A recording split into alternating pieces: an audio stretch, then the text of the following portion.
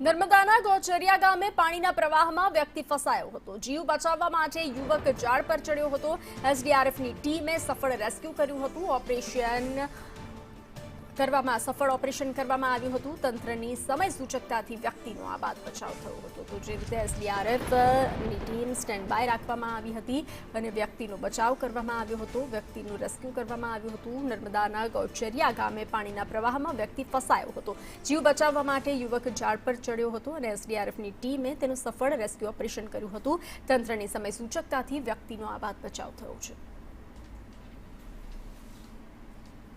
તો આપ આ દ્રશ્યો જોઈ રહ્યા છો। વ્યક્તિ ફસાયો હતો અને તે ઝાડ પર ચડી ગયો હતો, તો ત્યારે તેને બચાવવા માટે ટીમ આવી ચૂકી હતી અને તેનું સફળ રેસ્ક્યુ કરવામાં આવ્યું। જીવ બચાવવા માટે યુવક ઝાડ પર ચડ્યો હતો અને તેને હાલ બચાવવામાં આવ્યો છે। એસડીઆરએફની ટીમ તાત્કાલિક સ્થળ પર પહોંચી હતી અને તેનું સફળ રેસ્ક્યુ કર્યું હતું। તંત્રની સમય સૂચકતાથી આ યુવકનો જીવ બચી ગયો છે। તો આ દ્રશ્યો સામે આવ્યા છે નર્મદાના ગૌચરિયા ગામના, કે જ્યાં જળમગ્ન બન્યું છે ગૌચરિયા ગામ અને ત્યાં એક યુવક ફસાયો હતો।